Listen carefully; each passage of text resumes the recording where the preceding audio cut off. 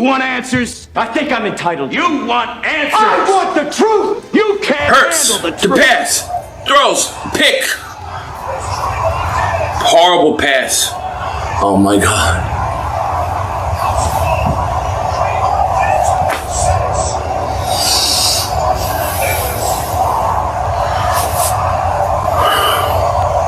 Stupid, stupid, stupid, stupid, stupid, stupid, stupid throw. Son of a bitch! What a bad throw! Stupid throw! Oh, stupid throw! Oh, stupid throw! Oh, stupid throw! Oh, stupid throw! What's up, good people? Mark Holmes here, and as always, I want to say thank you all for watching, commenting, subscribing, and being part of the Joe Boo Sports Report. Without you guys, as well as you ladies, you know that this literally does not work. Wait, are we getting the Mexican version of ladies and gentlemen? Ladies and gentlemen, let's get ready to rumble. Oh boy. What's up, good people? What's up? There's Angelica Barone. What's up, Angelica? How are you doing? I saw Alicia was one of the early ones that are up in here. What's up, Alicia? It's kind of crazy because, you know, I've been sitting here doing some work and stuff, getting ready for the live stream and doing some more research and things. I always try and bring you guys a little tad bit of something different than what you get everywhere else. There. Shout out to Game Time and Prime Time, Brian. Great live stream there. They just got finished about 15, 20 minutes ago. It's pouring down rain. It's pouring in Mexico right now. Can we send some of that rain on up to California and the West Coast? Because they could definitely use it. But anyway, getting all this stuff together and everything else, I am truly, truly blessed by so many different individuals and all of you great fans here. But I was sitting here doing some work and stuff, and you'll see, shout out to Miss Tracy. Shout out on this one. If you see this shirt, let me move the. You are witnessing something that is historical. Right now, this defense that we are looking at right now has 42 sacks in 10 games. In all of the 2000s, for a whole season, the Cowboys only had 2 seasons more, whole seasons, with more sacks than that. Let me say that one more time. Right now, 10 games in with the 42 sacks, this team has more sacks than all but 2 teams in the last 22 years. And in fact, they're on pace. Right now, the record is 72 by the 85 Bears. They're on pace to be at 71 at the moment, which is insane to think about it. They are killing it, you know, and we're getting spoiled because, you know, it's like, oh, you know, 7 sacks. Guys, we got 7 sacks in a game yesterday. 7 freaking sacks. They are balling, and they go as Micah Parsons. Ruben Walls, man, I don't know what happened with the mail. We're going to get you another one out, buddy. Filthy. Now here's what's funny. I had a point before that. Paula Bettis. What's up, Paula? I got Tracy looking up your address. So we can get your shirt sent out to you along with your jewelry there, courtesy of Joseph Heatherly and his wife Maya. The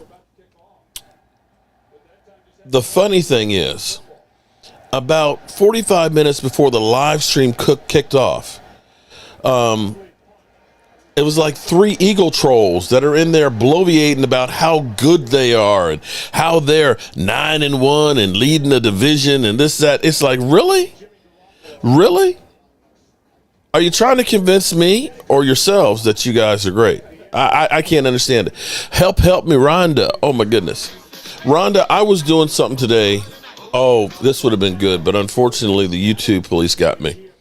Rhonda, there is a song by Sir Mix-a-Lot, Buttermilk Biscuits. That was going to be your theme music, Rhonda. That was going to be your theme song, but I sampled it, and unfortunately the clip The YouTube police. Nope. Can't use it. That would have been perfect for you because we know about your biscuits there. Gina Thorne, what's up, Gina? All right, so we've already had the Cardinals 3 and out with Colt McCoy. We end up having Kyler Murray is missed his second game with the hamstring issue. And I've got Derek. What's up, Derek? Kevin Edwards. What's up? Eric Willis. What's up? Blue York beatdown, bro. You had an amazing game yesterday. I can't hate. We're always injured. Giants curse. Glad we are getting rid of the turf. Yeah, you guys, man. Damn. Yeah. Wide receiver going down after having a great game. That hurts. D-back, injured reserve. Boom. That's not good, bro. That's not good. You are beat up, and hopefully the Cowboys will be healthy. Robert Vega, the first super chat of the night. You are the first one to be entered for this week's. Boom. Incidental contact. That should have been pass interference. You are the first and only one in the hopper already tonight. Congratulations. We'll do a drawing here later on. My daughter heard you and is laughing. She said her uncle would sing that all the time when she was a little girl. I had never heard it before. I was like, buttermilk biscuits. Get the flour, get the dough, mix it around. And then when he started saying, you take the biscuits and sop up the gravy. And I was just like, oh, that's it. That's the one. Oh, boy. Thanks, Mark, and the Heatherly family. Yes. Kelly Romero. What's up, Kelly? How are you doing? Actually, Kelly. Oh, Kelly. He was there in body only. All the memes that were coming out about him. I hadn't seen him wearing the jewelry. If you look up Kirk Cousins and jewelry, he was doing a lot of after post games wearing all this jewelry, no shirt on and stuff on the plane. And the memes out there of Micah Parsons ripping the chain off of him and stuff were funny as could be. Brian Joseph, what's up? What's up? Happy victory money. Yeah, now, here's the thing. Kevin Edwards. Shout out to Kevin Edwards and John McGrew. Kevin Edwards and John McGrew. Shout out on the Super Chats. I had a thought, and I forgot about it. Doing the Super Chats. Boom. Let me hit that one. The Cowboys totally beat the Vikings. Oh. All right. I got a beef to pick. All right. I've got a real beef here to pick while we're watching this game. I don't know if this game's going to be any good or not. I wish prime time and game time had time. Prime time and game time, do you have time? You see what I did there? Okay. Have been here for a long time. Blue York beatdown. We love you, man. And the same thing with guys like Filthy and Philadelphia and all you guys, fans of other teams. We're cool. We can talk trash and be friendly and stuff at the same time. We don't need to hate just because you like a different team. So, and that's what I'm trying to promote here on the Joe Boo Sports Report. We kind of lost our way a bit and kind of got into some of the madness and the ugliness. Loyal Cowboy, what's up? But we're trying to get back to that where we can be rivals without having to kill each other, okay? But I got a Chris May. Y'all hitting these super chats so hard, I can't keep up. The Dak haters, the Dak Prescott haters. Okay. Now I talked about the defense right now, which, by the way, I don't know if you guys realized it because they haven't been talking about it. But the Dallas Cowboys right now have the numero uno. Don't be sorry, Chris. We cool. Have the numero uno scoring defense in the NFL. The Dallas Cowboys defense is giving up less points than anybody else. 16.7 points a game. And that even includes the Green Bay game. And when you look at Dallas Cowboys Super Bowl teams in the past, our numbers are comparable on what our defense is doing. So for once, when they come to play, we have a Super Bowl type of a defense. Now, Stephen A. Smith last week talking about, the Cowboys' weakest link is Dak Prescott. Dak Prescott. I'm going to shut up, Stephen A. Shut up. Anybody that hates Dak Prescott, kiss my high yellow hind parts. Okay? He broke his thumb, right? Broke his thumb and has played 4 games since then. Right? 4 games. In those 4 games, he's had 8 TDs. Oh, I'll tell you what. I see Primetime's got time. I want to go through and we'll discuss that with him when Primetime gets here. What's up, Primetime? I am so happy that Primetime's got time. What's going on, Mark? How you doing, sir? Oh man, I'm doing good. I was actually I was talking about a bone I have to pick because we have so many people that are always Dak sucks, Dak's not the guy, Dak needs to be replaced, draft a quarterback, this, that, and the other, right? Oh, everything, anything. All right. You need to tie his shoe differently. Yeah. Right, totally. Here's the thing. Let's go through the last 4 games since he came back from a broken thumb. Oh, okay. Actually, I see Game Time's got time too. Well, damn. Everybody's got time tonight. I am so blessed. Y'all just don't know how blessed I am. And Stuart Morrison is guiding the ship right now, everybody. I want y'all to know that. Game Time. I'm glad you got time. Yeah, I always got time for you. We'll see how far. Okay. But, Yeah, maybe it might be a halftime thing again. But Well, no, that's cool because this game might be ass anyway. Don't it? All right. I have a big bone to pick with anybody that right now is hating on Dak and, pulling the Stephen A. Smith. He's the weakest link of the Cowboy. Okay, right? All that bullshit. So Dak breaks his thumb, comes back. In the 4 games that he's played since then, right? 8 TDs, 3 interceptions, right? And the Cowboys offense is averaging 35.4 points a game. You would think when you hear everybody talking about Dak Prescott that we're like, scoring 14 points a game or something. It's all ridiculous. Right now, no, here's what's crazy. Okay, you remember when we had Cooper Rush who was starting and we were like 27th and 28th in scoring offense, right? Oh, yeah. We're 7th right now. We went from the high 20s to 7th. Well, just this game alone, jumped us up there. Right? Well, this one and the Bears, we scored, 49?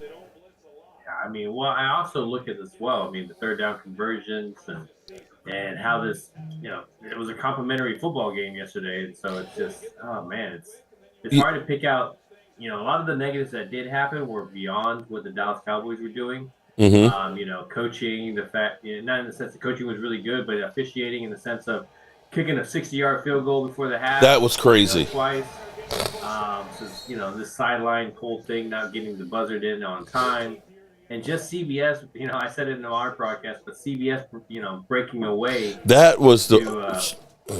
Yeah, see, that's the stuff that get piss you off. It had nothing to do with the Cowboys. Yeah, but that whole thing. Here's what I thought. I thought if the ball is snapped, the reviews don't matter. All the officials on the field, they're not blowing whistles. The That was baloney. So wait a minute. To me, if you're saying that didn't count, then you should be looking retroactively then at other calls. You just opened up Pandora's box. Right, exactly. I was confused as hell when that was going on. I was like, oh man, he just kicked a 60-yard field goal, and then I hear they're reviewing what? Yeah, the play before. I was like, the play before. I was like, but the ball snapped because you're always taught, hurry up, snap the ball, so that way they can't overturn it. Exactly. I was thinking the same thing. That opens up Pandora's box. Right. That if you're going to do that, yeah. Why are you doing that against Dallas? Right. And it'll probably never happen again against anybody else, ever. Yeah, you're probably right. It won't. It just won't. That's the kind of thing. And the whole thing of they literally took our game where you've got the biggest fan base in the world, to go to Cincinnati and Pittsburgh? New York beat down. I was just like, want to connect. What the hell? Game. Lady Depends Doss. on who's going to get a better draft pick, you know? Shout out to Lady Doss. Lady Doss, and quite a few others that sent me an email inquiring about T-shirts. What I've done is I've actually emailed back to you guys, and along with Tracy, to copy her on that, so that way she can take care of exactly what size and what you want on the shirts and stuff. So if you do have an interest in any of the shirts that I've been wearing, not the shirt off my back, okay? I'm not selling you the shirt off my back. I'm not giving you a game used jersey or anything like that. Game used. Okay. Yeah, Sunday used shirt. There might be some sick, Stan might want one. So Jim Law, I want to know. He says, in all my 56 years of Cowboys, I've never seen such shit. Like, what part? The CBS turning away, or just a dominating victory? Like, what part of it? I might have understood if it was, the last 5 minutes of the game, and there was a game that was like really, really intriguing. But the third quarter? Yeah. Think about all that content that they like cut out, because they're comparing to the game of the week and everything. And no, but think about this: Micah Parsons goes down and gets hurt, and they're cutting away. It's like, what the? I was like, I can't believe this shit. It's like it's like one of those game shows where they're just like, and right after the commercial, we're going to show you what happened, and then they never come back. Yeah, that was bad. Yeah, I all of a sudden there was another game. I was like, oh, just a highlight. I was thinking, and then I looked back up and I was like, no, it was the game. Holy crap! And I turned on your stream market thing pretty much right before that, and I saw that. And it was, I was just happy I wasn't the only one. Yeah, but you have the NFL ticket, Misery right? loves company. Well, here's what happened, because it wasn't. If you went to the Sunday ticket, blacked out. It was that game was blacked out. So I'm like, you can't watch it on that. And I'm wondering, did they do that to Dallas, in Dallas too? That's what Phil said. That's what they were saying. And so then finally it came up on the Sunday ticket. They did it. I guess they started hearing all the flack about it, but then all of a sudden it came up on the Sunday ticket, so then we were able to watch it on there then. I mean, now it all makes sense, though. Why has Dallas not been dominating all season? It's just to keep themselves on air. It makes more sense now. There you go. Inconsistency makes more sense. That must be it. They can't score that fast. Don't be scoring that fast, man. Well, this week we can't really enjoy I was this. curious to see the narrative coming out of the game, with like Good Morning Football, what they would say. Mm-hmm. Kyle Brandt, I was telling Phil, he always shits on the Cowboys and Dak. Oh yeah, tired of hearing about him. And win something, and he called for a beatdown by the Vikings. He saw a big game by Minnesota. So I tuned in this morning before work to see what he could possibly say. And they asked him, well, you have two like, how are you going to go? And he goes, well, I mean, are you going to give Dallas credit, or are you going to say Minnesota didn't show up? Where do you think he went? He said, I know exactly where they went. Yeah, the Vikings didn't show up. Kirk Cousins, I'm a fan of the Vikings. No, you know what they went at today? You know what the big narrative was today was their point differential this year. They're -2. Beat them 40. They're the first team to ever be 8-2 with a -2 point differential. It's like, you do realize that 37 points that we scored skewed the number by 3.7 points right there, right? Saying, like, that's the only reason why it's like that. Listen, I know, especially what we do, and Mark, like, we have to look at that stuff. It's good. I'll leave it at that, but it's hard to look at it as a fan. Mm-hmm. As someone who's getting into YouTube, we have to look at it. But as a fan, I don't want no part of it because it's all BS. It is. It does allow for us to talk about it. Here's what I said this morning. Remember how they used to be with gambling? They used to say it's for entertainment purposes only. Yeah. That's all ESPN is. That's all it is, for entertainment purposes only. There is no factual, thing on it. You go from 1 week, this team is done, and this, that, and the other, and all that, and the next week, oh, they're the greatest team, and they're about to make a Super Bowl run. I haven't heard a lot of we're the greatest. So but like I was telling Phil, I was ranking my top 6 teams that I have in the NFC, not by record as much, just what I'm looking at and seeing, and I rank my teams, and I like not being the team that everybody's saying Super Bowl. Yeah, I love it too. I Yep. like that because you when get rooting for a everybody's best team, game. it's hard to you live up to that. Listen, I was rooting for the Colts, but did everybody watch that game? The Eagles did not look impressive Uh, against a Colts team. Now, I did call for a close game. That's a tough place to play, but Indianapolis has no offense. They have hardly any offensive threat. 24/7 Cowboys. Shout out to you. Yeah, the Eagles they look like they missed Dallas Goedert a lot. See, Robert Vegas says Cowboys are a complete team at all 3 levels: offense, defense, special teams. Now, with a play like yesterday, you might say 4 levels with a sense of the coaching that was involved as well too. But again, game at a time. But that's anything. I mean, if you look at a lot of that, other than the defense, everything's questionable going into each game. Whether the offense is going to start doing its thing, Kellen Moore is going to. But when they're on the same page and they can complement defense. I mean, that was Kellen Moore's Cooper Rush football, but just with Dak in the helm. So I mean, that's what I liked. It was very What I simplified. pointed out to Phil was, listen, I couldn't have asked for anything more. That was a fun game to watch. But For 3.5 quarters. Horrible damn game plan. The one thing you don't want to do is put Dallas in pass rush situations, and they just got away from the run. Now I still think we were going to win, but I think they would have scored more points. Oh yeah, they would have. Closer. Yeah, Dalvin Cook was running on us. Yeah, that was about the only negative you could say was Dalvin Cook was getting like 6.3 yards. 11 carries for 70-something yards. Yeah, I mean, he was doing some damage. Did they not watch the Bear game? Did they not watch a couple of the games where if you stick with it, you'll at least keep it close for a while? But the thing was, you were running the ball so well, it makes the quarterback's job easy because they can't cover the whole field. And they got Tony. If we change our game plan and start throwing 40 times, these coaches should be fired. That shouldn't happen again. Yeah, I heard you say that on your live stream there earlier. I was like, I agree with you on that one. Now, there's going to be some games where we do have to throw a bit.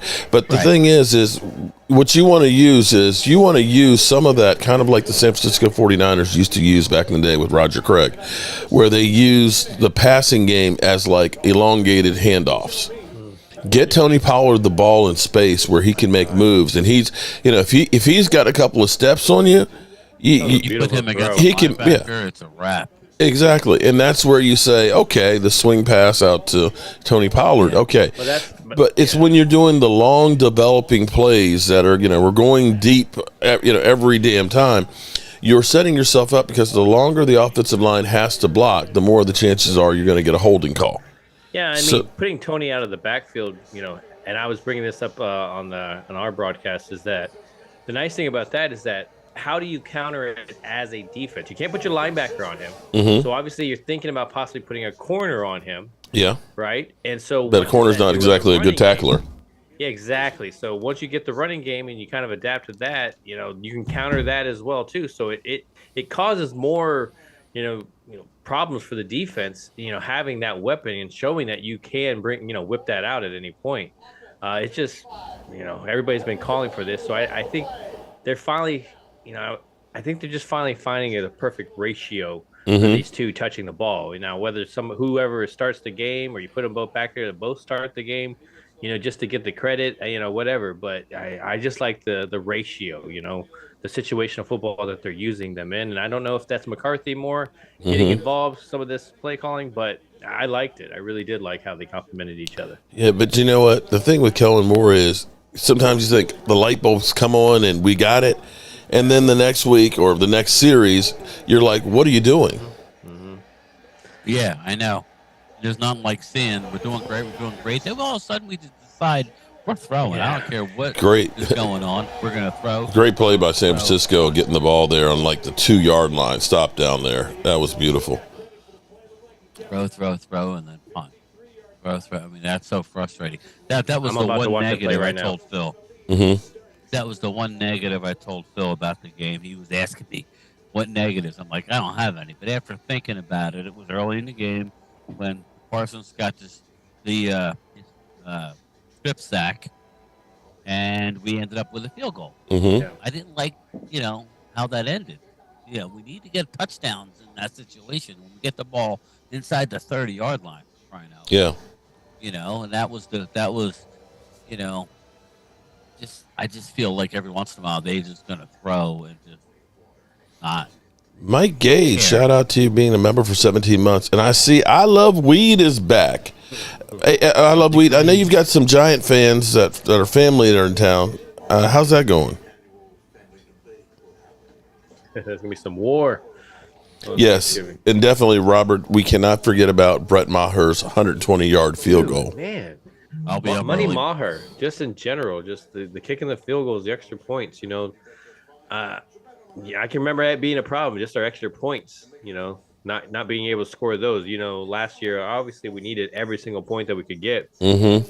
And so, you expect the guy to miss it here and there, but man, he has been doing a really good job of 18 of putting 20 those points putting those points on the board, man. And then from 60 yards, golly. I kind of was thinking in the back of my mind, I was like, wait a minute, is it Maher that would make those 60-yarders? It was him. He would, but he'd miss the 40 and the 30s. It's like, dude, what's up? Yeah, now he's way more consistent about those. Yeah, that's mental with those guys, man. It really is. And when they're hot, they'll be hot for a while. Mm-hmm. That's what makes what Dan Bailey did for that period of time impressive. Mm-hmm. It's like, well, he's right now like Dan Bailey with a lot stronger leg. Yeah, that's where he is right now. He's doing in it was his birthday Baltimore. too.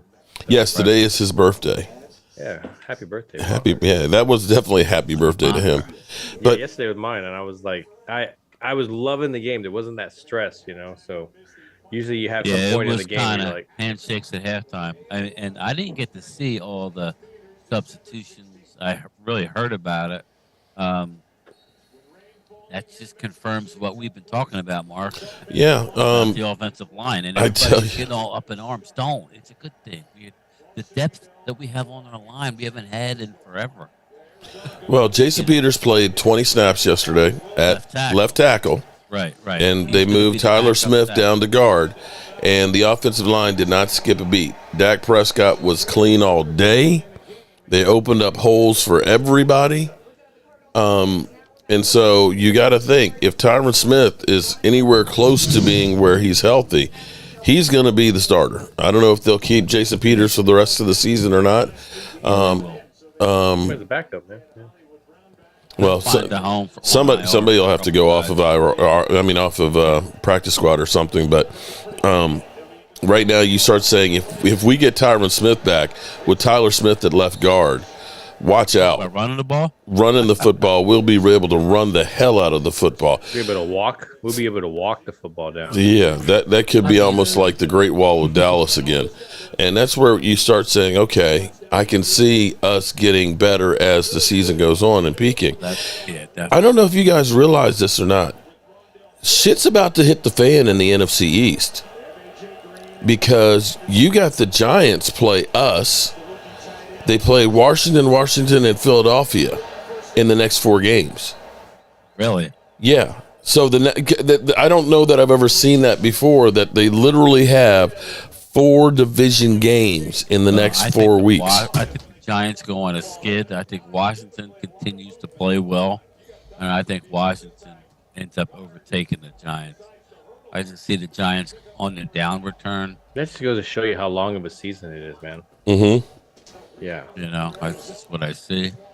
Yeah, let me give it to you. So here it is. The Giants play us Thanksgiving. Then December 4th, they play the Commanders. December 11th, they play the Eagles. And then they play the Commanders on the 18th.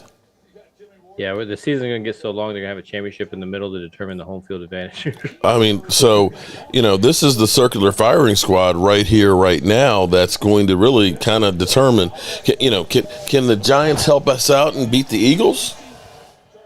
And the Giants. Well, that's what, I was going over the schedule just briefly, looking.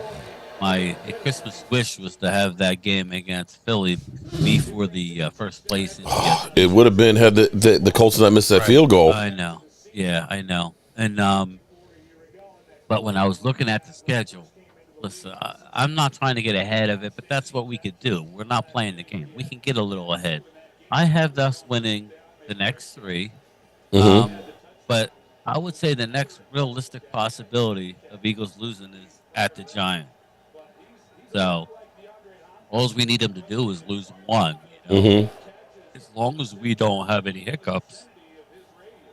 But we all know the NFL is a week-to-week league. I know, but come on, Mark. We have the Giants. We're not losing. Okay, and then we have Indy at home. It's feudal. At Indy's a little tougher, but they're feudal. And then we have Houston at our place. Those are the next three games. So, The Eagles don't get to go to Lambeau. Eagles get, the Green Bay at home. That's a frustrating thing. Okay, so the Eagles actually the Eagles. It's not exactly that.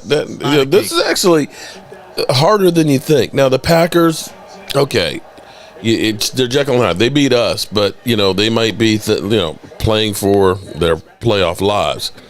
But the Titans, and then they got the Giants, and then they got the Bears, and the Bears are physical.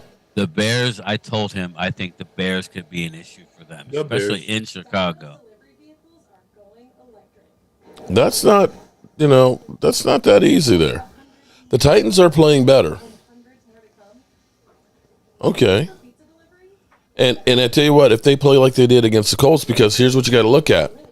Dallas Goedert is going to be gone for the Packers, the Titans, and the Eagles. Maybe he's back. They put him on injured reserve. Maybe he could possibly be back for the Bears. Maybe. I mean, that would be the soonest he could get off the IR. That's going to make a difference for them because you could see that their offense was really lacking not having that security blanket guy there. I think that was actually a huge loss for them. Mary, what's up, Mary? How you doing tonight? New York beatdown. You're acting like you didn't see my last primary post. Laugh out loud. I didn't. I'm sorry. Angelica Barron and Joanne Gonzalez. What's up, JoJo? I'm trying to see if I can see it there. We have 5 for the rest of the season. Don't rule us out. You have 5 for the rest of the season. Don't rule. Okay. All right. I'm not going to rule you out. We have 3 sessions in New York, a Drake session, a Kendrick Lamar session, a SZA session. When I leave, I'm coming back south. We need to connect, Mark Holmes. I don't want to come empty-handed. Let's connect. All right. Well, I tell you what. Email me, Cowboys. Oh, damn. I never. See, I didn't even put you guys up on the screen here. Damn. Or the scoreboard. I'm just fucking up tonight. Damn. Yeah, I saw that. I was going to say something. Why didn't you say something, man? Well, I didn't know when I got in. I saw it, so. I'm sorry. You snapped it over. See, this is how stupid I can be. I'm surprised the chat. Well, they don't want to look at us. Shit. I'm surprised they want to look at me. Shoots. I look at my, it's funny because this morning my wife was watching one of my videos and I was like, God, I look like shit. I was like, damn. I need to get back on keto or something. I was like, damn. Well, the first of the year, I'm hitting something. Hard. Oh, I know I got to. I'm hoping that the camera put on 20 pounds. Last year was the first year I really hadn't lost anything. If I could lose 20, that would be nice. If I could lose 50, would be good. Yeah. Yeah, he's like, if I'm shooting for a number. It's like, I wish I weighed this much in college right now. 20. No, I can go for 20. Yeah. I wish I weighed this much in college playing nose tackle. I honestly do.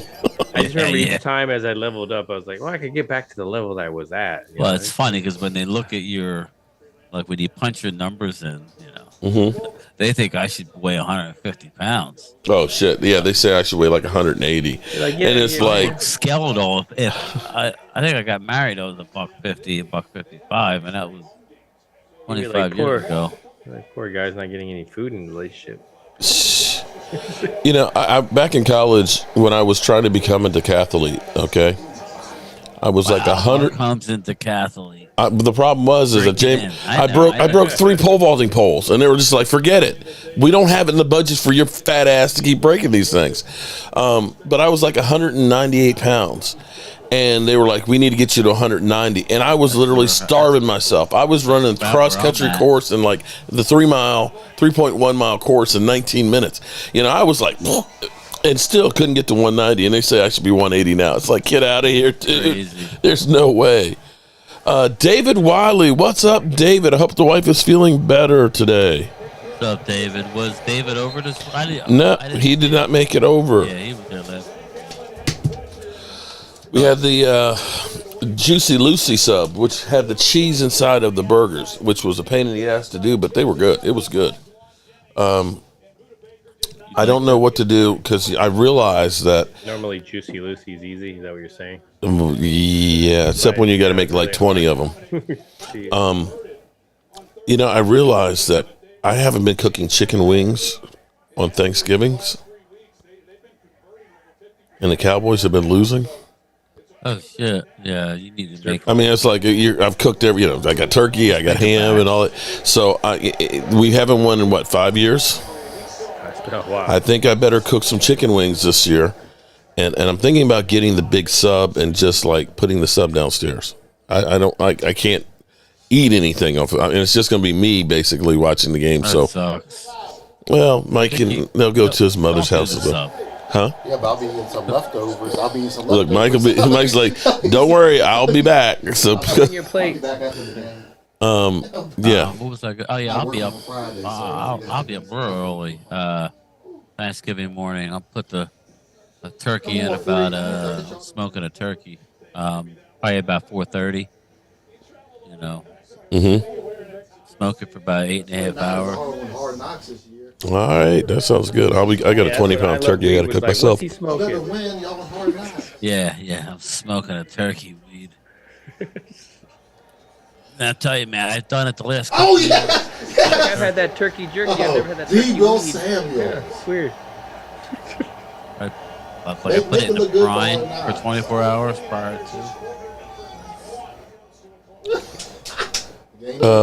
Blue York Beatdown. He's adamant about me doing that smoked lamb with tzatziki sauce on it.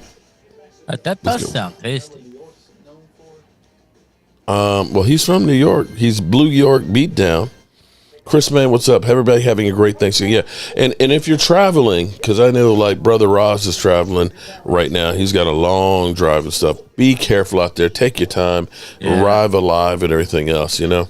The busiest travel day of the year is Wednesday, day before Thanksgiving.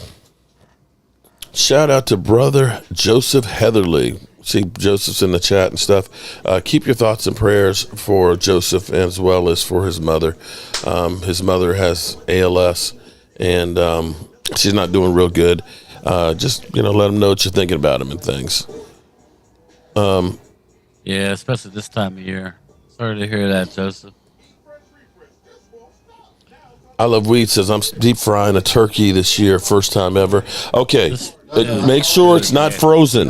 Yeah, give him a tip. Okay. There you go. Make sure. Indoors. First thing Don't do it indoors either. No. The first thing you need to do, I saw it on YouTube. What's Take that? Water, put in whatever the thing you're using. Put the turkey inside of it so you know how much oil to put in there. Oh, okay. Got you. Okay, so Mike is saying that basically take a bucket so that way No, whatever the thing you're going to yeah, but you better make sure you get all the water out before you put the oil into it. Right. Do you want to burn Okay. up your house or your Yeah, and if you can, don't do it on your deck. If you have a concrete like patio, put it on the concrete patio so that way it doesn't burn down the deck. And get yourself a smoke extinguisher too. A fire extinguisher. Yeah, those would be my tips right there. Yeah, but you put water in it, you know how much. Oh boy, but good luck with it. I've done them a couple times. Big.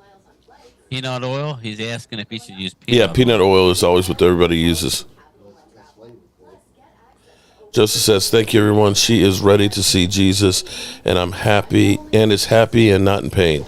Amen on that one. That's the important thing. At some point, people just suffer. Azteca says the real question is when the heck are Cowboys getting a Mexican game, a Mexico game? We have a big following there, Yeah, which talk is about true. a home game. I would have. It would be like a home game. Well, Arizona The is not far Calarcone from the will be Mexico border. starting. But I remember Jerry Jones was part of the negotiating crew with Mexico for those games. I thought for sure it would be a Cowboys game. That's how I got this. And for the Cowboys to fly over to Mexico City, that's nothing. Heck, that's closer than going to Washington. Oh, go! Yes! Yes! Okay, McCaffrey is a difference maker out here. It's too late now. Dang.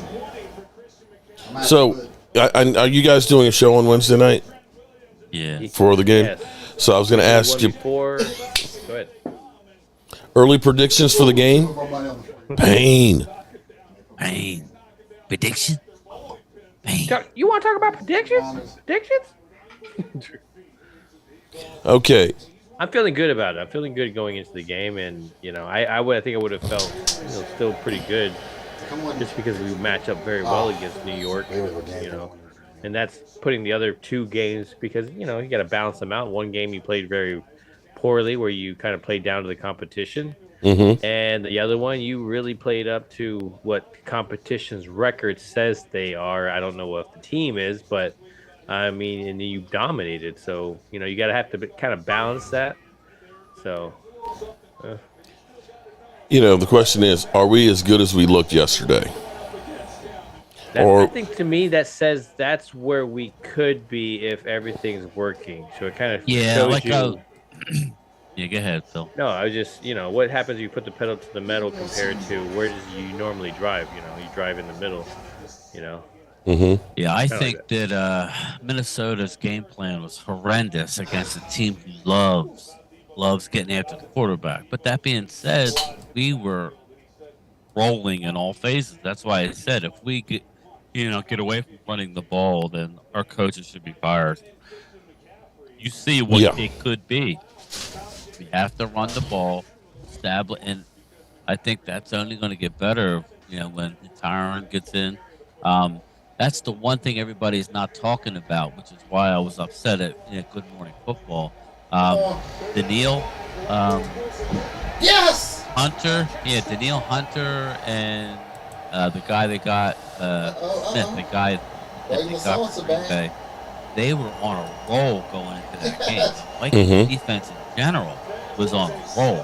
High. They were both playing really high, and it made them look like 7-0. They had a streak going on. I mean, that defense has been firing on all cylinders, shutting people down. Look, say what you want about the Buffalo game. They went into Buffalo and, played toe-to-toe with them. Why is your son rooting for the Niners? I have no. Did you have money on San Francisco or something? Come on. Oh, he's got money on San Francisco.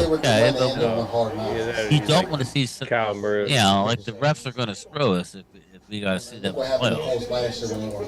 Come on, bro. But Kyle Brandt didn't mention that they played a hot ass Minnesota defense and we made them look like chopped liver. Let me see. I'm trying to look up some statistics here real quick. See if we moved up the rankings any. What did you hear? I'm sure you know. We're on a record pace with sacks as of now. Record pace with what? Like sacking the quarterback. Sacks. Right now, we're the best. We have the most sacks. Are you looking at at this point of the season? Are you looking at my shirt? We're the 72 sack. Oh, okay. Yeah. Okay. So Now, here's what's crazy. I ate 72 cheeseburgers. No. I was all like, congratulations. No. This is what's insane about this, though, guys. Since 2010, okay, right now, what we have right now, 2011 was the best year we had before this year, where we had 42 for the whole season. That's what we have right now. Crazy. Okay. if you go back, because I did this morning because I was looking at it because I had been talking about this record for weeks and stuff, and this is where Brother Ross is like, you can't extrapolate, what you've done in a couple of games and put it towards the whole season and stuff. And then we had only 2 sacks against the Giants. We only had 2 against Green Bay, and it was kind of like, okay, so we're kind of getting away from that. But we've been averaging that 4.2. We're close. We're close. It's like 71.4 is where it is right now. But to put this in perspective, check this out. If you go back, the best that we've had was in the 2000 is 59 in 2008. Okay?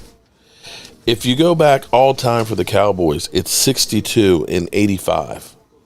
1985. And when we're talking about the guys that were on that defense, let me see if I have it right here. Think about this for a second. Okay, this is where those guys are. They're going to probably beat a defense that had, let me grab it right here. I'm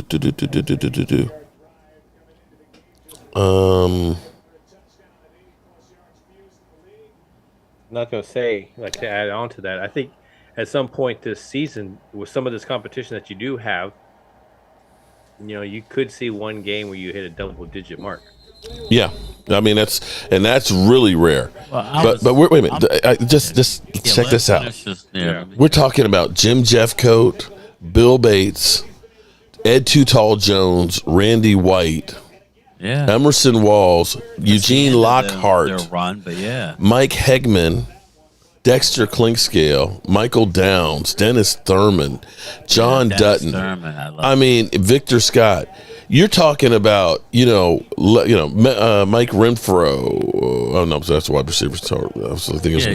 But you're talking about legendary Dallas Cowboys defense. You may beat that right there, without a doubt. You're on pace to blow that out the water. If you get to the 85 Bears, be it you do have one more game than they do. So really, what you really need is 76. But I was talking about NFL history. That's 85 Bears at this point. 85 Bears had 72. That's the record. What, total? Total.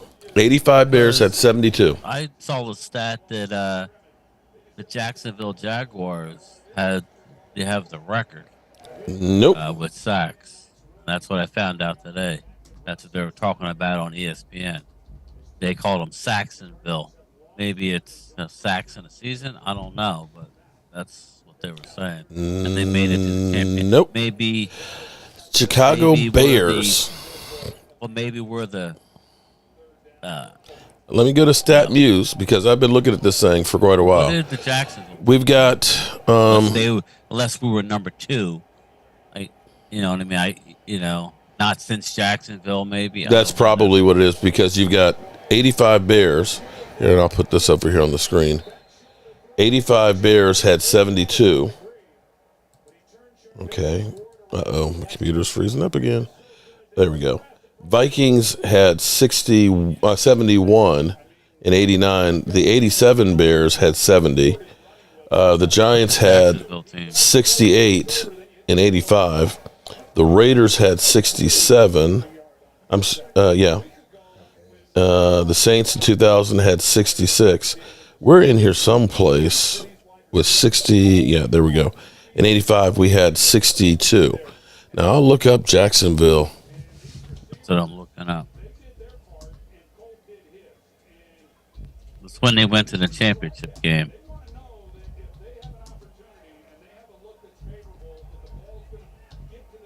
So it says, well, if I'm looking at it.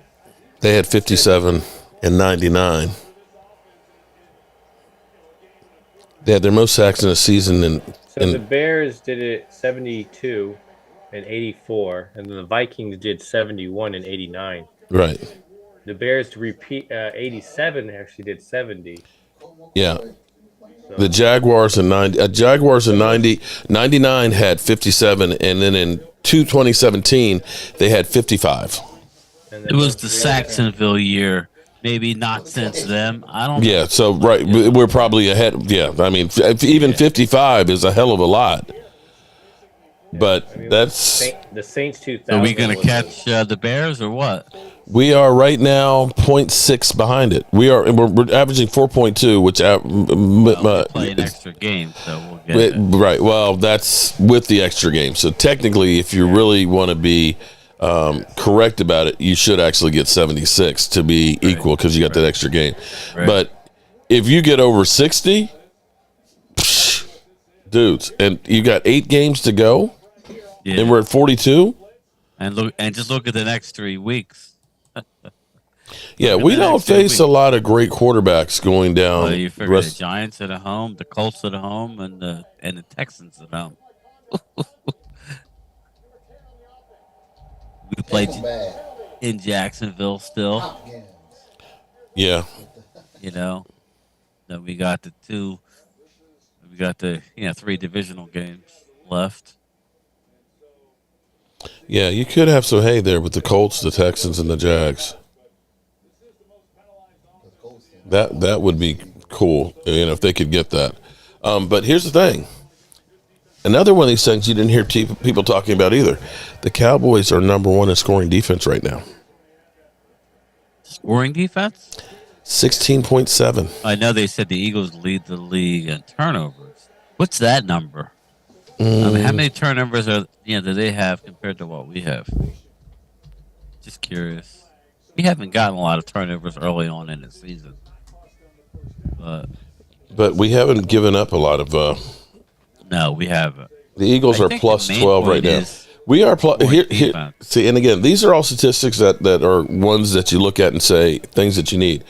We don't get a lot of takeaways, but we're not giving away a whole lot. We're plus 7. We're third. Are we? Okay. Yeah, the Eagles are plus 12, which has actually come back down to earth because they've been kind of stuck right there at the 12. But they had a couple games where they had a bunch. Right, which were early on. Yeah.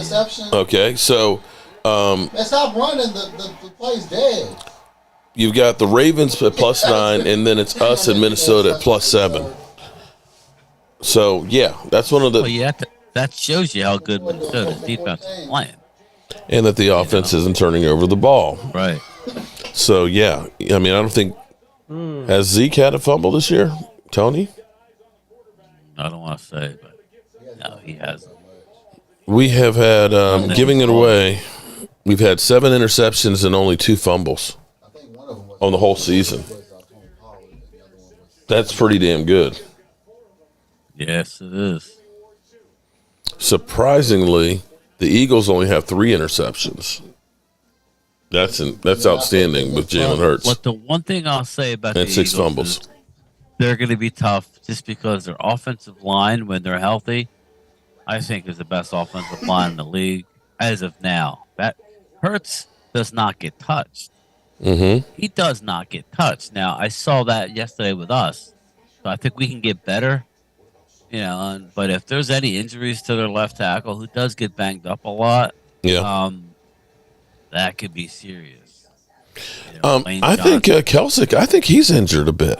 He is. He doesn't seem to be quite. I mean, he's great. He's still really good, but I think he's a little nicked up. But that's what I say. It's going to really come down to who's nicked up at the end. Mm-hmm. If the Eagles are, it seems like the Eagles are getting on a roll with injuries. Mm-hmm. And I don't wish that, but I want to see them lose their quarterback for 5 games. Talk to me. How's your record then? Ooh. Yeah, I'm looking at Philadelphia here. He goes, Mark, we're number 1 in takeaways, which is the most important stat on defense. No, it's not. Which was It's since points. last year, right? Last year it didn't matter, and it's points, Right. Scoring points on defense. It's scoring points on defense. We did that last year. I think we scored more on defense than anybody else. Philadelphia. Interceptions, they don't mean anything. Colin Cowherd, I'm not worried about throwing a few interceptions. Yeah. Come on, man. Yeah. You could change the narrative to anything you want to fit your point of view. All I will say from yesterday's game is I don't want to see Diggs not travel. He can travel. So put him on the best receiver week in, week out. Diggs is having a better year this year than he did last year. He's not getting the interceptions, but he's locked down. Yeah. Twice now. He gave up 3 passes for 33 yards Mm-hmm. to Justin Jefferson, and he had that early in the game.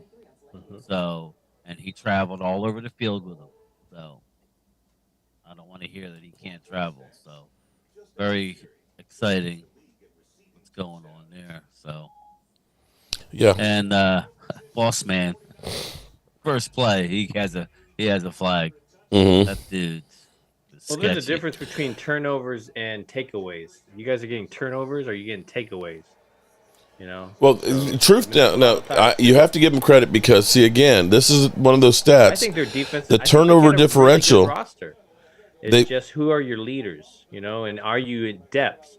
The whole thing about an NFL, which I've learned, is that you can have the most amazing starting, but if you have no depth behind it, you know, you're gonna fall apart very quickly during the season. I mean, if we did not have the depth, we would be in a hole. We'd be worse in Washington. With our backup quarterback, all situation, backup left tackle, don't have your starter at the ends. Some of your defensive tackles are missing. Your corners go That out. was Like, that was I mean, come on. 2017 for us. So if there's no depth there, it's not going to mean anything.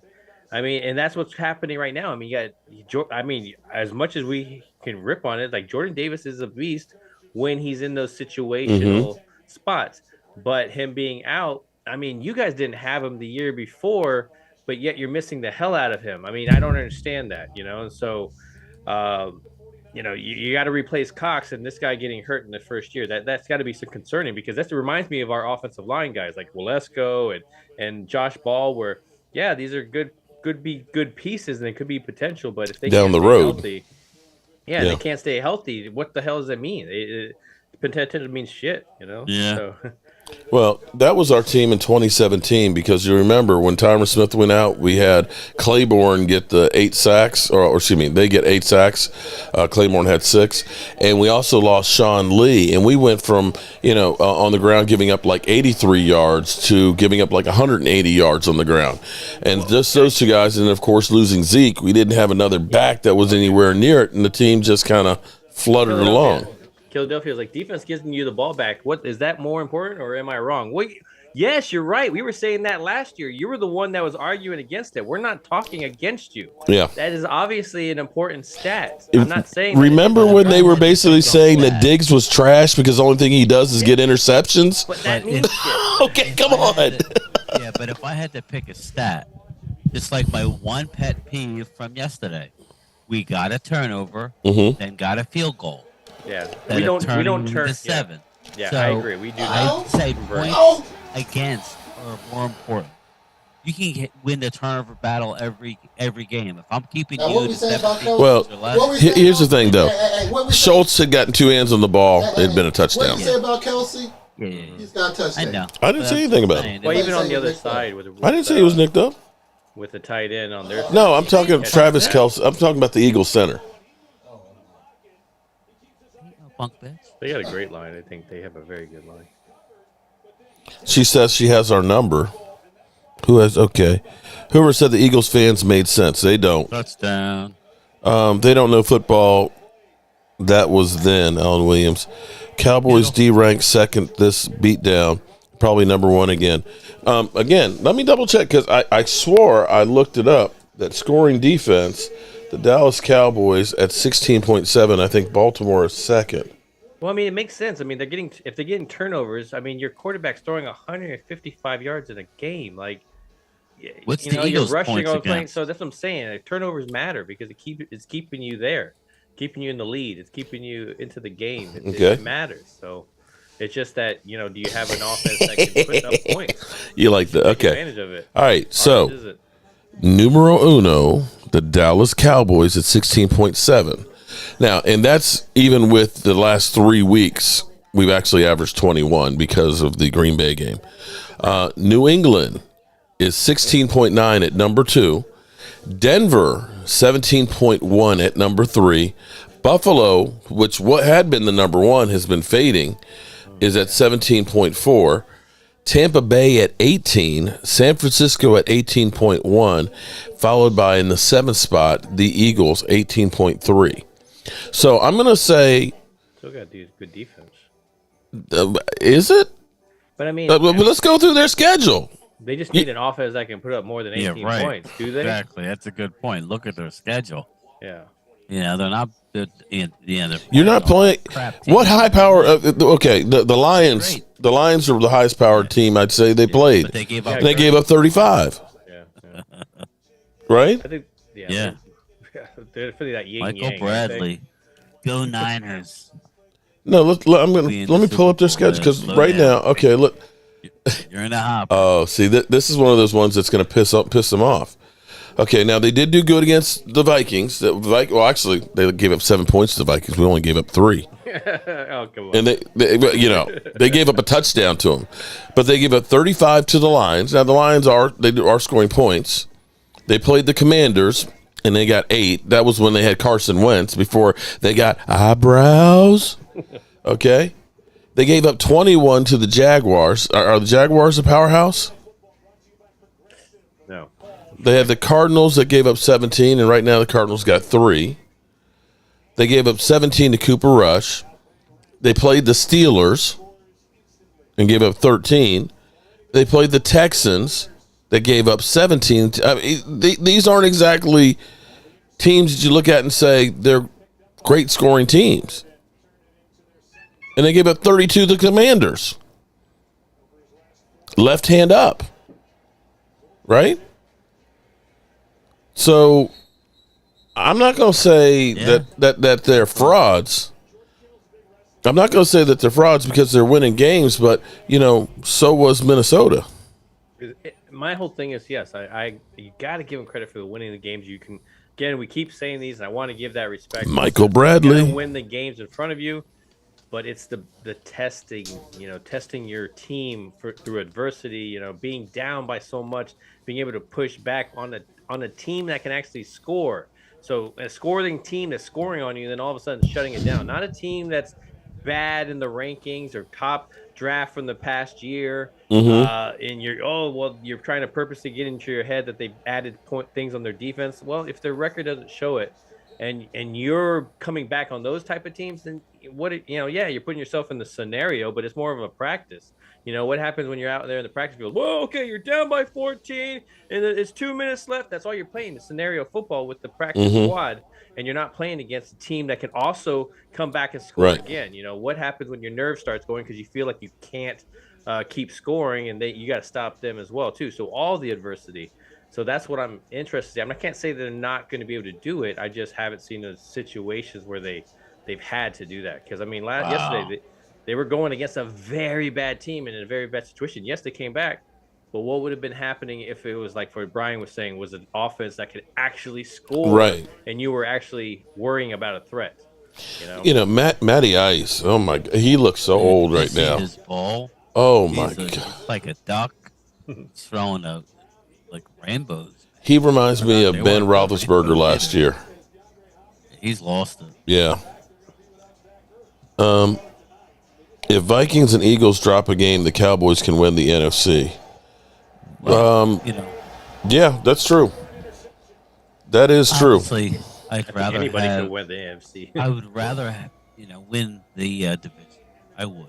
I don't want to have to go out into the cold, into Philly. Anything can happen in that type of situation. But I don't know that I want a bye week. Yeah, that was we was saying as well. But I'd rather have this is a much different year, much different team. I just feel it's just different, and so why not bring those scenarios on that we've struggled with, and you may depending on how the playoffs go, you might have to face some guys that you haven't been able to push over the hump to try to get to that Super Bowl. What happens if Tom Brady sneaks into that playoffs?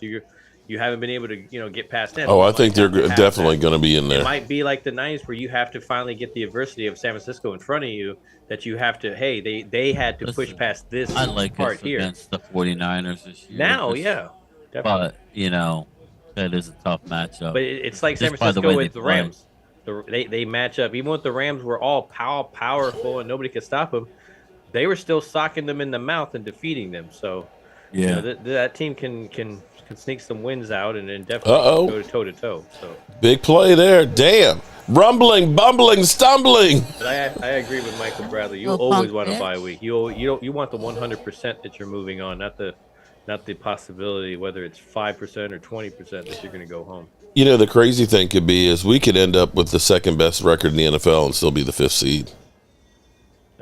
That's true. That I mean, would, yeah. why? Because we wouldn't And that's win the why. division. Because if we, we could.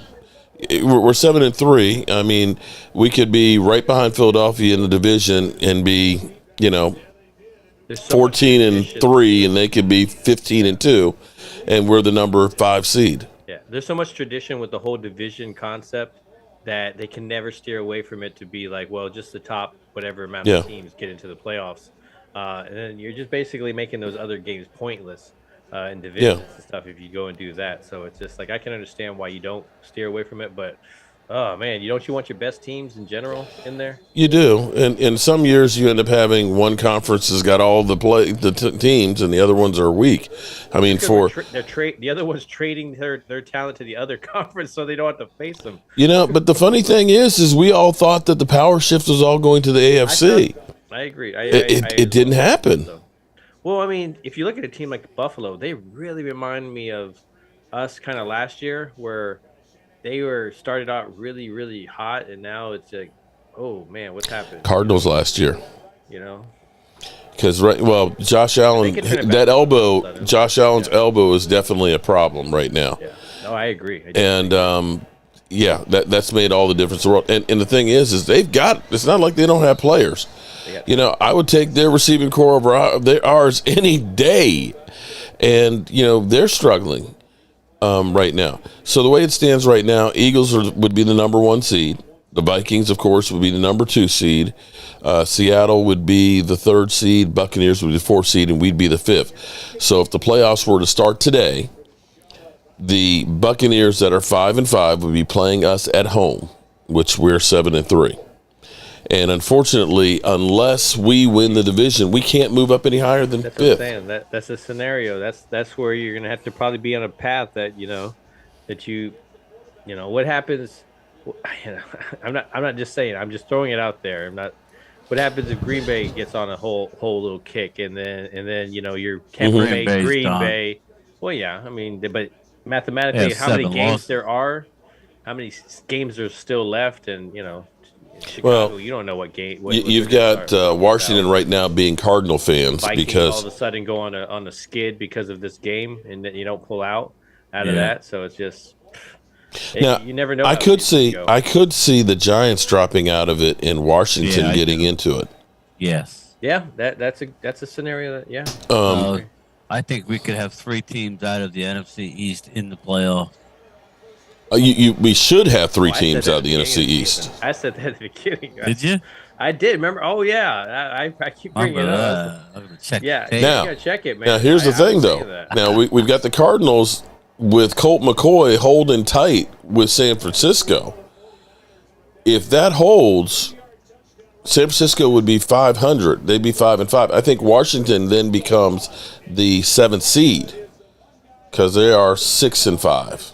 They'd have actually a better winning percentage. As much as I would be upset if Eagles won the division, we're on pace. I had called for 11. We're winning 11 easy. So we're on pace for 12. Mm-hmm. Really, if you look at our schedule, we shouldn't end with no less than 12. Very possible 13. Okay, now I don't see. I mean, anything can happen, and we know it's a week-to-week league, but I don't see the Giants coming up above us. I don't. In fact, I see them maybe dropping out of it. Yeah. I don't know that I see the 49ers rising up past us. So we're either 5th or we're. So how can we be upset? Yeah, I want to win the division, but if we win 12 games, then with a possibility of 13, how can we be upset if you would have said we're going to win 12, 13 games at the beginning of the season and we're going to lose Dak for 5 games, we're going to lose Zeke for 3 games? I'm on record for Arthur Macon. Shout out to Arthur Macon. I've gone on record here, as much as people keep saying that I'm a racist because I don't like Cooper Rush as our starting quarterback. Okay, what does that mean? No, but okay. Ginger hater. I am one to say that Cooper Rush should be our MVP. Think about it for a second. What happens if we had Brandon Wheaton setting in for those games, and we lost 5 of them. Our season's over. I would say our defense is what held us in, but yeah, he did get a couple plays a game that in big spots. He did. Here's the thing. He may not have made a whole lot of points, but he didn't fuck up where he turned the ball over a lot. Yeah. That's why I said, like, who else could lose their starting quarterback for 5 games? Come on now. I mean, and go 4-1.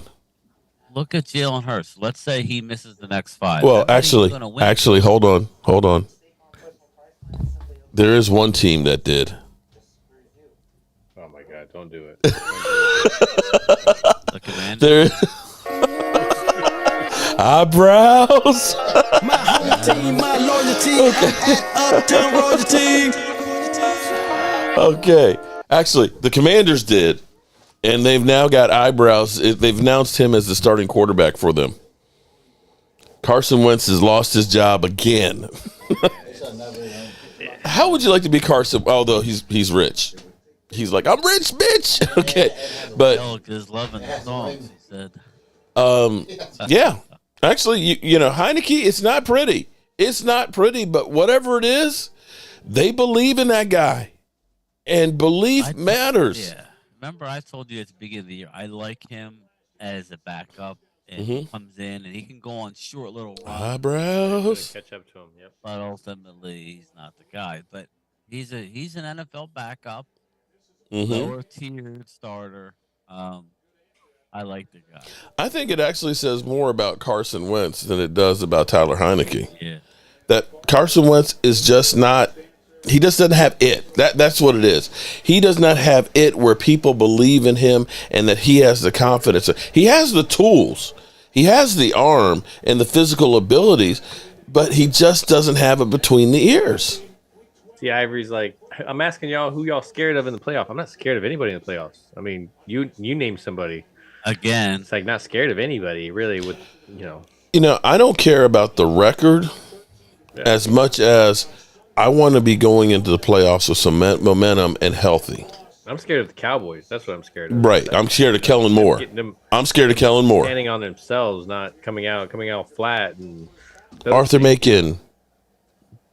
I went through a lot of emails today. I can't remember which ones that I did because I had a lot of people that were interested in getting some of the T-shirts, especially the Brett Maher kicked a 120-yard field goal, and I had a bunch of different plaques and stuff. So I think I answered all of them, but I could be wrong. Cowherd said he was better than Dak. What, Heineke? Oh, Lord. Oh, you're talking about Carson Wentz. Yeah. Carson Wentz is a Ferrari. Dak Prescott's a Corvette. Okay. Yeah. I guess we see which one's breaking down a lot, I guess. But at this point, I would say a Corvette, though. That ride's rough. I'm not a big bet guy. McCaffrey is, wow, he is a beast. I wasn't a believer, but McCaffrey is a beast. For me, I think the Cowboys need to start looking at the long game right now. And the long game, by that I mean, how can we get the best team possible by the end of the season? You know, if there's some guys that you look at that are kind of nicked up that you really deem as guys I need really for the playoffs, maybe I need to start resting some of these guys. I like what they did with taking Tyler Smith and putting him down at guard, you know, get Jason Peters a little bit of playing time if he needs him, and possibly getting ready for Tyron Smith to come back. So that way it's not, you know, yesterday by halftime it was practice. Yeah. So I love that idea. And it's a catch-22 because you can't tell Micah, you know, in the second half when, you know, he let him rush the passer because it was perfect for that defense to get some sacks. You have to, those are sometimes you got to let those guys eat. It's not always that way, you know. You got to let him reap some other rewards, and he did. But, the only thing that bothered me, though, you know, when he went down, when they switched the game and went off, and then they said he's questionable to return, and then he returned again. And it was kind of like, why? We got a blowout here. Why we got him out there now? Yeah. Yeah. And I know he's out there because he's probably like, I want to get the MVP. I want to show people that, we're not a bunch of P words, after what happened last week. We don't want them to score a touchdown. But at some point, you got to look at it and say, I got to protect you from you. It worked out. It did. It worked out. He was okay today. So, but yeah, I thought the same thing. Alan Williams, Shimloss, you just want to do the one chip challenge. Okay. He goes, Xavier Del Rio says, I just hope the Cowboys don't peak early and before the playoffs. Now, here's the thing. Like, I don't think, this game just showed you what they're capable of. Yeah. At what point have they shown you the consistency? That's the first game we've really put together. That's what they need to work on is consistency, and I think they still have a lot of games to show. Hey, we have to work on consistency. This is what it could be. You can't. That's why I like what I heard between Dak and Micah. They're holding each other accountable and their sides of the ball accountable. They're going to take each game going forward. We shall see ultimately if they have that slip up. Because you remember last year they had that big game against Atlanta, and then they went on to lose against Denver and Oakland. Yeah, it does. The chip challenge, it does turn your tongue blue. But it doesn't. I don't think the blue turns. I think they just put some food color in there because they're like, we can't really make these things hotter. So let's make your tongue blue. Okay, that's what it'll do. Yeah, waiting for Phil to get his. The thing is, they stopped selling them at 7-Eleven. The woman said that they, because I guess they were getting sued because they were too hot or something, they pulled them out of all the stores. Really? I was like, because of the liability. I'm like, are you kidding me? Man, it's like people buying the McDonald's coffee. It's too hot. It was like, oh my God, I remember that. Somebody for hot coffee. I think I got mine for $13 off of eBay. Damn, find them. Okay.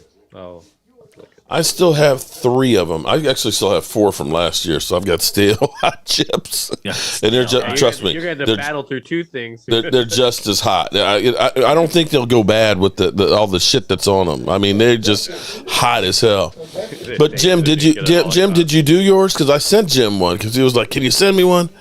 I'm on the master of hot spice. Do it if they had lost, but he didn't. So yeah, I like that. I like that, Jim. Just keep down that track, man. Just don't. Oh, if you're close to an aneurysm, don't. Because the thing is, the craziest thing about it is, it made your ears ring.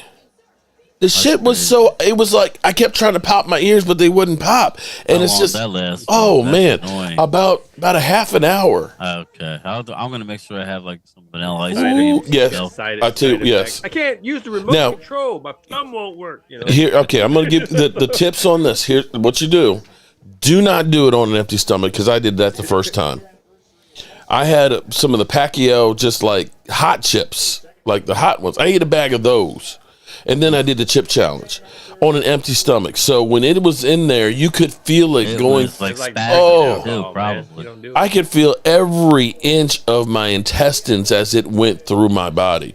The second time, I had spaghetti. Maybe have a couple slices of pizza. And I had, some bread and stuff in my stomach. So when it went down, once it got down to my stomach, it wasn't so bad. The throat, the mouth, and all it. And don't let it touch your lips. Don't let it touch your lips. That's why I fold it all up into like a ball and just put it in. If you bite it and just take the whole mother humper all the way down. Just stay really perfectly still. Let it dissolve in your mouth. Don't let it dissolve. It might burn a hole in the roof of your mouth. Just let it scratch your throat on the way down. Don't even get any saliva in there. Jesus. Oh man, but no, it ain't no joke though. Although I made a tuna. I had a tuna sandwich that was down here, and I was like, man, I need some hot sauce on it. And I grabbed. I've got all these hot sauces behind me, and I grabbed by accident the ghost pepper one, and poured some on there, and took a big. I was like, oh fuck. I was like, no, I got the wrong one. Oh my God, my electric bill is gonna be so high. I was like, no. Oh boy. You're like, can't even make any sense anymore. Yeah. Alexander Negron, that name is banned. Okay, I don't know what name is banned, but okay. OBJ. OBJ. I didn't say it. No, We no, didn't no. say the name. No, I'm just making. I'm The just. band? I don't know what it is. I don't know what he's talking about. He could be Speaking talking of about Taco Odell Charlton. Beckham No more Jr. tacos. No more Taco Charlton talk. Yeah. Now I've heard. What is her name? Jolena, Joe, whatever her name. She was saying not until December for Odell was coming. Lovely. What's up? Well, I mean, even if you Jane Slater, you talking about? No, Jolena. It's a sister girl. We got the Thanksgiving. Unless it's his sister, I wouldn't really. No, she's a regular sports. I mean, a commentator. So what is Well, I mean, it's like Jolanda Anderson It's or like Jolena Anderson? Even if you get him signed in, Josina? that doesn't mean Yeah, he that's can it, start Josina. playing. You still got to get him on bands. You start to get him into the I workouts. like Josina. He's not available until late, maybe December. So yeah, I mean, it makes total sense. That's why they were What saying. did she say, Mark? I'm sorry. I missed She was saying early December was when he was going to be coming in for a visit. Now, again, it's I just not forgot. far. I mean, today's the 21st, but that's still, 10 days away before December. Yeah, we from Thursday to December. Yeah, that's a long time. Yeah, no. Let me see if I can find Hey, it. listen, we'll see. Yeah, it's like I love. I would like, want Are him we in still the talking about building. the chip? Like, I would want him in the building, get him his playbook, assuming, that we sign him.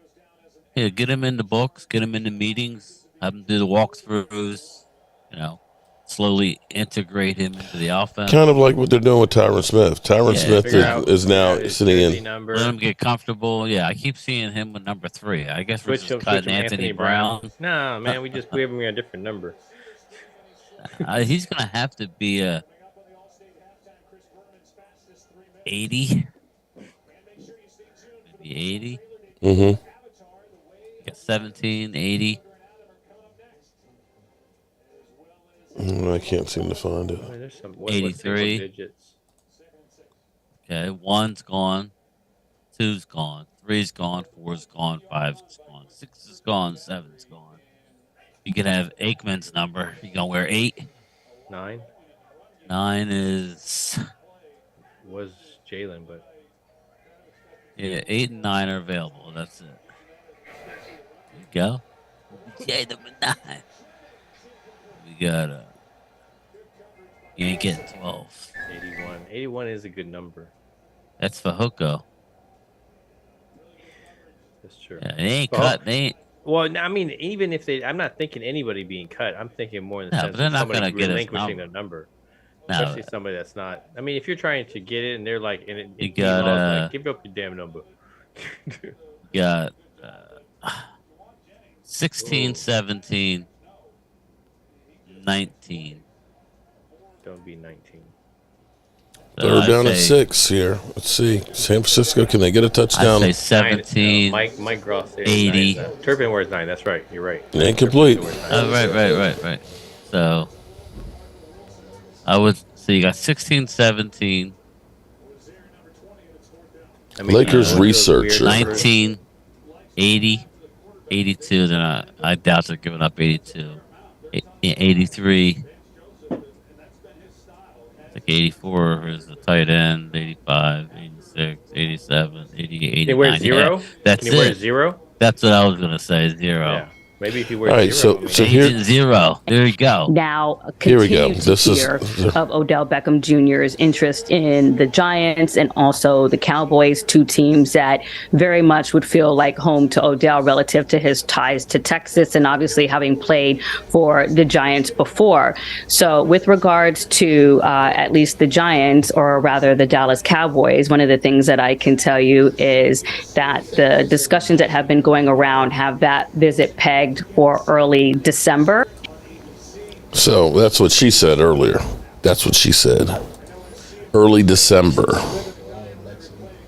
So who knows? My guess is if that's the case, and he's trying to get himself as best as he can for that physical. So that way, hey, I'm in shape. Give me more money. Exactly. Oh man, Philadelphia, keep pushing stuff that I got to keep swatting down. I don't Go even ahead, know if I baby. should. I don't know if I should Go even get 'em. do this. No, go get Your it. 10-year-old grandchild said she had the hot chip. A diamond ring. Rhonda, damn. 5 gold-plated bootleg rings. Give me the 2017-18 Honda Accord. Forget the classics that are worth more, because they're vintage and they're worth more when football was about hitting each other and clotheslining and actually taking each other out compared to where it is nowadays where the offense has an advantage where if you push them or fart on them wrong, that's called pass interference. But yeah, your championship definitely means more, right? So don't give me that whole what means more. Vintage stuff means more. It, we're back in the state championship. Listen, We're back again, in the world Billy, championship times. That's he's going to You're get how farther. many years removed from your Super Bowl? So what's the right Enjoy. amount of years to look back and go, oh, well, that counts. The bottom line is it's hard to win a Super Bowl. And look, you only got one in all these years. You got one as a wild He'll go to the card world with a championship backup and everything. quarterback. Oh, You well, got we didn't hot. exist. Congratulations. Well, some people didn't exist as well. What were you going against each other like 5 teams? While we're here, I'm going to turn off the volume on this. But this is what football used to be like, guys. This is NFL Crunch Course. I remember when this came out. When you watch some of these hits, okay? Yeah, that's unnecessary roughness right there, George. Yeah. This is what football used to be like. When you see the cut blocks, the hits, the slams, the in your face, helmet to helmet, these guys, they don't understand it. There's that Too Tall Jones. Look at this. Boom. Look at that. Clotheslined him. He's talking about himself like a Maserati. Oh, my Maserati. Your backup quarterback won you a championship. You had no Maseratis and any of that stuff. You drove in there with a Pinto and you won it. So just enjoy your freaking victory and shut up. It was an AMC Gremlin. Yeah, it was a gremlin. It was more like a gremlin. Oh, man. Either way, it wasn't no Maserati. Don't give me that You got crap. hot. Okay. Yeah. Are you guys seeing these hits? Oh, you guys aren't seeing it. No. But yeah, this is what I grew up on as far as football goes. And like Drew Pearson will tell you, it was no 5-yard. I mean that you couldn't be touched going down the field. They pounded the shit out you the whole way down the field. And I don't know that Tom Brady could have made it to 45 getting hit like this. Hell no. Nobody hardly made it to 45. Boom.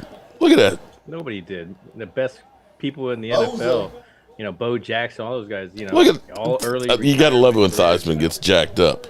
Look at this. Yo, Theismann. Remember that Monday night game? Yeah, and so now you see the stuff where it's like, oh, you touch the quarterback's helmet. Oh, you get 15. Come on, man. Look at this stuff. Yeah, so it's just like.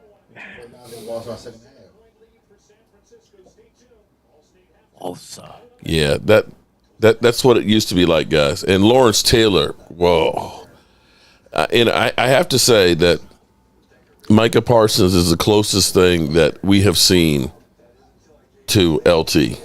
Well, this is the closest team that we've had to any kind of like. Now I'm talking about offensively, obviously, but the defense. I mean, putting us in a sense of hope. I'm not saying that we're going there. We're just that bound, but hey, it's always about having the chance by the time the playoffs roll around, and this team is at least giving you the at least the epiphany, the illusion that they could actually stay in games. So that's why I feel pretty confident going into each one of these games. No matter who you face. And now, obviously, there's some people you would rather face compared to others, but you can't control that again. Just kind of have to play the games in front of you and let the gods of football kind of decide shit because it gets crazy by the end of the season. And then adding that extra game, that's going to be really weird. And then there's some records where I think that aren't going to be broken, and then all of a sudden they add games and. Yeah, so. I don't know that Emmitt Smith's record will ever be beaten. I don't think that's going to even be possible. I mean, the way that football is being played today, I mean, who's to say, though? It's like. But yeah, I agree with you. That's going to be a while before that one's broken. Even though, I mean.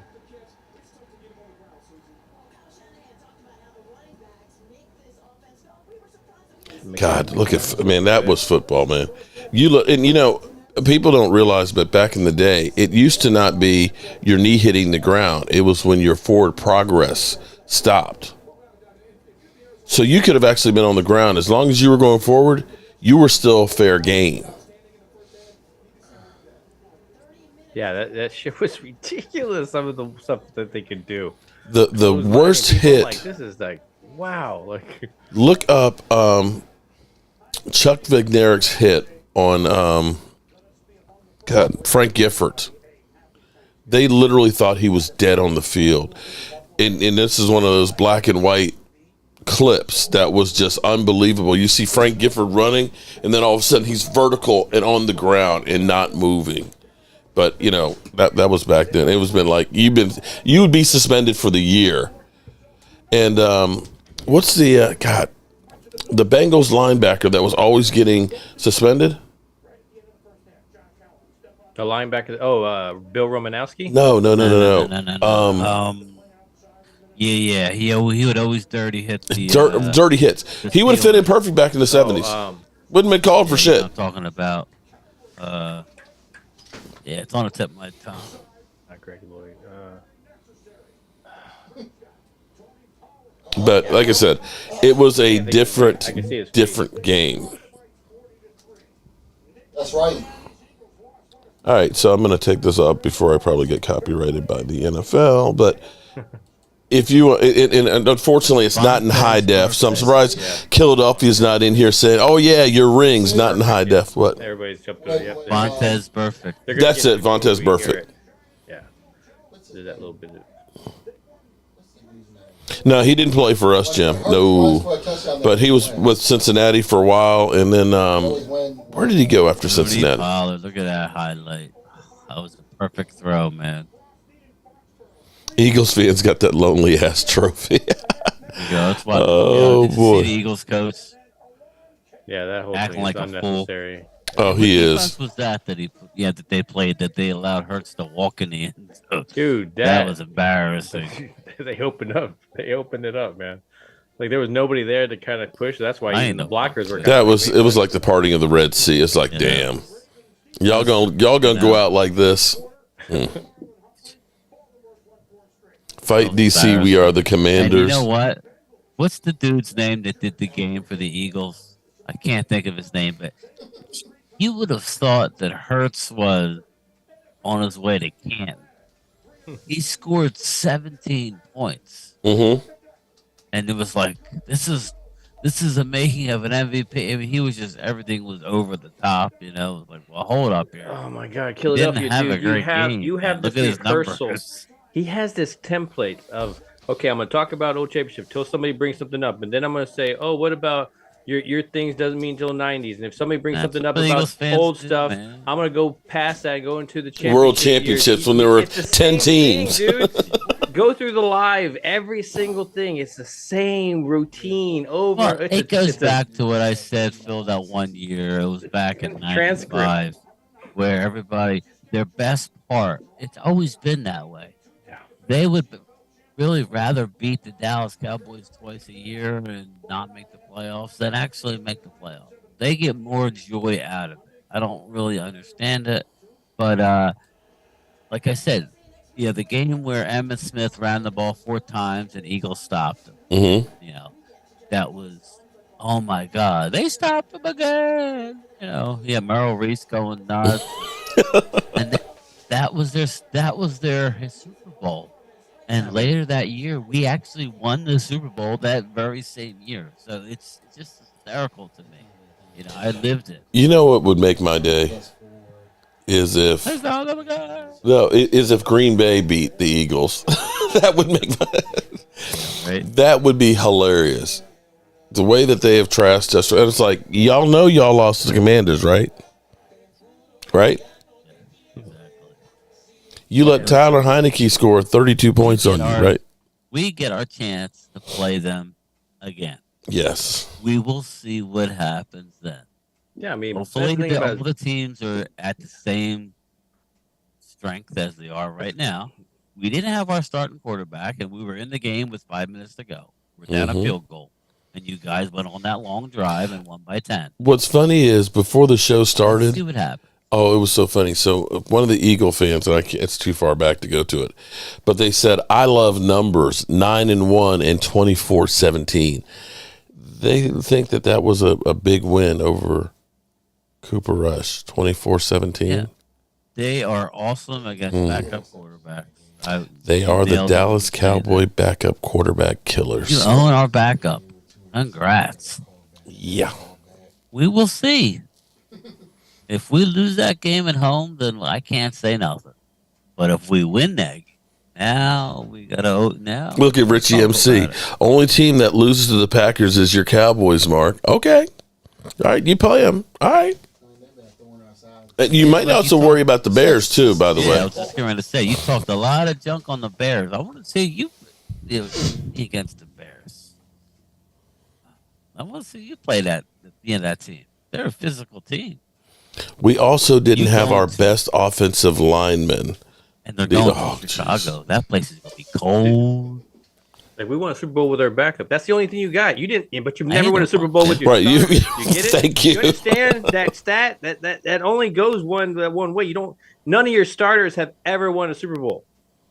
That's what that says. Here's your backup, the deal, yeah. too, when you look at the Congratulations. And our Eagles. backup did their job too. So congratulations, dude. Like when you look at the Eagles, they're going out and signing all these guys. They signed a 34-year-old. I don't know how old Linval. I think Joseph is 35. I think Sue is just about 35 too. If he's not, yeah. You have Cox is old. Fletcher Cox is like I can't play 70 plays Brandon anymore. Graham, he plays well in spurts, but he's just about done. You got Kelsey's just about done. What's his name? Whoa, hold on, wait. Twiz Digga, if we lose on Christmas Eve and win in the playoffs, does it matter? Yes, because that would ruin my Christmas. So yes, Twiz Digga. Yes, I want to win them both. Anyway, let me finish my thought. Lane Johnson's talking about hanging him up in the next couple of years. Mm-hmm. I like what we're doing with our young guys. Now, the Eagles do have 2 number 1 picks. It'll be curious to see what they do. They're not the best with picking number 1 pick. You have to pay Hurts. You're going to have to make some decisions. Yeah, I'm interested to see what they do there because he is playing well Mark Hutchins to demand a better, really good. But you know what I mean, though, Phil? Phil? And Mark, yeah, I definitely agree. Their defense is going to take a big hit over the next year or two. Yeah, and that's why they're not going to be around. Yeah. You're going out and getting older guys; they're not going to be around. True so on what that are you one. going to have? You're going to have Jordan Davis come in for 2 downs. Hargrave's on his way out. He's over 30, right, or right around 30. You have an older defensive team. Mm-hmm. If you want Bradbury, he ain't going to play on a 1-year deal as good as he's playing. You're going to have to pay him a mega deal. It's not all roses in Philly. Hector, Philly, we would need the Eagles to lose another game or 2 for that to be for first place. Well, one more. One more, right. You just got to give them credit that there are, when there are They're holes, their winning front the office. game. Their front office is doing a really good job. That's what I'll give them on Well, that. I'm just saying it's not a long-term thing with the front. No. What they're doing. No, that's it's true. That's win true. now, and we gotta figure shit out. Yeah. Well, because they kind of have to do that because what's going to happen here once they start to pay their quarterback? They're not going to be able to do that. Yeah, they're not going to be able to do. Bradbury on a cheap. It's a 1-year deal. Mm-hmm. There's a lot of. I think they really want to go out and get a running back. I really do. I don't think they would have the money for Pollard. Funny, I see Pollard. What are you talking about, JT? So we win a I Super Bowl see with our Pollard in backup, Miami. but the only I don't reason know we why. lost to you was because of your backup. Y'all kept. What? There's not the same year, dude. You're talking about apples and oranges. You're just talking about general backups. Defenses, everything, all this coaching, all that stuff comes into play, man. You're talking about, help we me, beat you Rhonda. with our what? Our backup quarterback that was barely on the roster and it didn't even make another roster when they was waived. And you're talking about your quarterback that won the Super Bowl. as a backup, and then you guys cut and everything and treat him disrespectfully. Yeah, I mean, yeah, if you want to talk about the same scenarios, it's like you're talking about delusional, but it's not the same situation, man. It's like one's playoffs, yes, I get it, but it takes a whole team to win playoff games, just like it took this whole team to do it. And he was doing an amazing job until what? He did a terrible job in that game trying to force balls down the sideline that he was not getting there. That was not part of Cooper Rush's game, sideline throwing deep stuff. So there was mistakes made there that, hey, does Dak Prescott make that? I don't know. Can't say that he wouldn't have made mistakes there, but history says that he whoops your ass. So I mean, I would put more money on that. But that's our starter, so obviously that's a different subject. So I'm sorry to sway away. I want to actually ask Rhonda, how's her husband feeling about the Cowboys Giants, since he's the resident Giant fan in here? And do you have a adult